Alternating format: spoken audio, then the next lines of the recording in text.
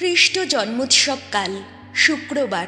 প্রথম পাঠ প্রেরিত দূত যোহনের প্রথম ধর্মপত্র ৩ অধ্যায়, পদ সংখ্যা ১১ থেকে ২১। ভাইদের ভালোবাসি বলেই আমরা মৃত্যু থেকে জীবনে পা দিয়েছি।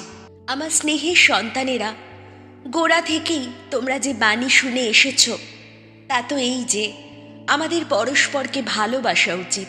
আমরা যেন কাইনের মতো না হই। কাইন ছিল সেই মহা অসতেরই লোক। সে নিজের ভাইকে হত্যা করেছিল। আর কেন হত্যা করেছিল? তার কারণ তার নিজের সমস্ত কাজ ছিল অসৎ, কিন্তু তার ভাইয়ের কাজ ছিল ধর্মসম্মত। তাই শোনো ভাই, সংসার যদি তোমাদের ঘৃণা করে তোমরা তাতে আশ্চর্য হও না।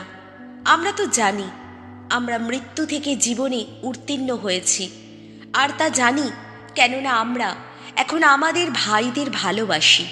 যে ভালোবাসে না সে তো এখনো মৃত্যুর মধ্যেই পড়ে আছে। যে কেউ নিজের ভাইকে ঘৃণা করে সে একটা খুনি। আর তোমরা জানো যে শাশ্বত জীবন কোনো খুনির অন্তরে থাকতেই পারে না। ভালোবাসা যে কি তা আমরা এতেই বুঝতে পেরেছি। যিশু আমাদের জন্যে নিজের প্রাণ বিসর্জন দিয়েছেন, তেমনি আমাদেরও উচিত আমাদের ভাইদের জন্যে নিজেদের প্রাণ বিসর্জন দেওয়া।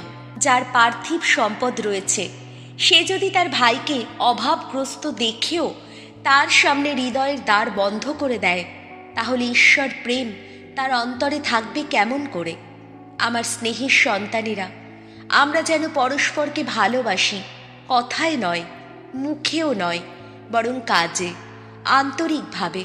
তাতেই বুঝব যে আমরা সত্যের মানুষ। তাতেই আমরা ঈশ্বরের সান্নিধ্যে আমাদের বিবেকটাকে আশ্বস্ত করতে পারব। বিবেক আমাদের বিরুদ্ধে যে অভিযোগই আনুক না কেন, কারণ ঈশ্বর আমাদের বিবেকের চেয়ে মহান, আর তিনি তো সবই জানেন। প্রীতিভাজনেরা, বিবেক যদি আমাদের অভিযুক্ত না করে তবেই তো আমরা নির্ভয়ে ঈশ্বরের সামনে দাঁড়াতে পারি। এই হলো প্রভুর বাণী। শাম সঙ্গীত ধুয়ো। নিখিল বিশ্ব ভগবানের জয়ধ্বনি করো, ভগবানের জয়ধ্বনি করো সমগ্র পৃথিবী। ভগবানের সেবা করো পুলকিত প্রাণে। আনন্দের গান গাইতে গাইতে চলো তার কাছে যাই। ধুয়ো। নিখিল বিশ্ব ভগবানের জয়ধ্বনি করো। জেনে রেখো, ভগবান স্বয়ং ঈশ্বর। আমরা তো তাঁরই রচনা, আমরা তো তাঁরই, তার আপন জাতিরই মানুষ আমরা, তাঁরই চারণভূমির মেষপাল। ধুয়ো। নিখিল বিশ্ব ভগবানের জয়ধ্বনি করো। এবার প্রবেশ করো তার মন্দির তোরণে স্তুতি গান গেয়ে, তার এই মন্দির প্রাঙ্গণে স্তবগান গেয়ে। এসো তার গুণগান করো, তার নামটির প্রশস্তি করো। ধুয়ো। নিখিল বিশ্ব ভগবানের জয়ধ্বনি করো। বাণী বন্দনা। জয় জয় প্রভুর জয়। আজ জ্বলে উঠেছে পুণ্য দিনের আলো।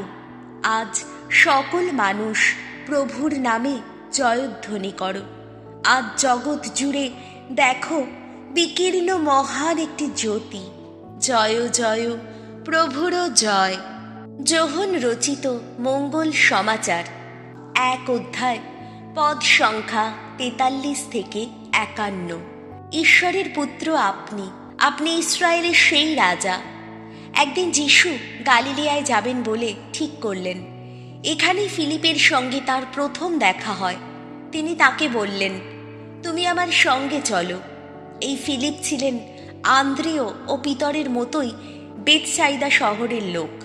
তিনি তখন গিয়ে নাথানায়েলের সঙ্গে দেখা করলেন। তাকে বললেন, যার কথা মোশি বিধান গ্রন্থে লিখে গেছেন, আবার প্রবক্তারাও যার কথা লিখে গেছেন, সেই তাঁরই দেখা পেয়েছি আমরা। তিনি যোসেফের ছেলে যিশু, তিনি নাজারেথের লোক। নাথানায়েল উত্তরে বললেন, নাজারেথের? সেখান থেকে ভালো কিছু কখনো কি আসতে পারে? তখন ফিলিপ বললেন, আহা, এসো না, একবার দেখেই যাও না। নাথানায়েলকে আসতে দেখে যিশু তার সম্বন্ধে বললেন, ওই দেখো একজন খাঁটি ইসরায়েলীয়, যার মধ্যে কোনো ছলনাই নেই। নাথানায়েল জিজ্ঞেস করলেন, আপনি কি করে আমাকে চিনলেন? উত্তরে যিশু তাকে বললেন, ফিলিপ তোমাকে ডাকবার আগে তুমি যখন সেই আঞ্জির গাছের তলায় ছিলে তখনই তোমাকে আমি দেখেছিলাম। নাথানায়েল উত্তর দিলেন, গুরু, আপনি সেই ঈশ্বর পুত্র, আপনি ইসরায়েলের সেই রাজা। উত্তরে যিশু তাকে বললেন, তোমাকে সেই আঞ্জির গাছের তলায় দেখেছি। এ কথা বললাম বলেই কি আমার ওপর তোমার এমন বিশ্বাস জন্মালো? এর চেয়ে কিন্তু অনেক বড় কিছুই দেখতে পাবে তুমি। তিনি বলে চললেন, আমি তোমাদের সত্যি সত্যিই বলছি, তোমরা একদিন দেখতে পাবে স্বর্গলোক উন্মুক্ত, আর মানব পুত্রের ওপরে দেবদূতেরা স্বর্গে উঠে যাচ্ছেন, আবার নেমে আসছেন। এই হলো প্রভু যিশুর মঙ্গল সমাচার।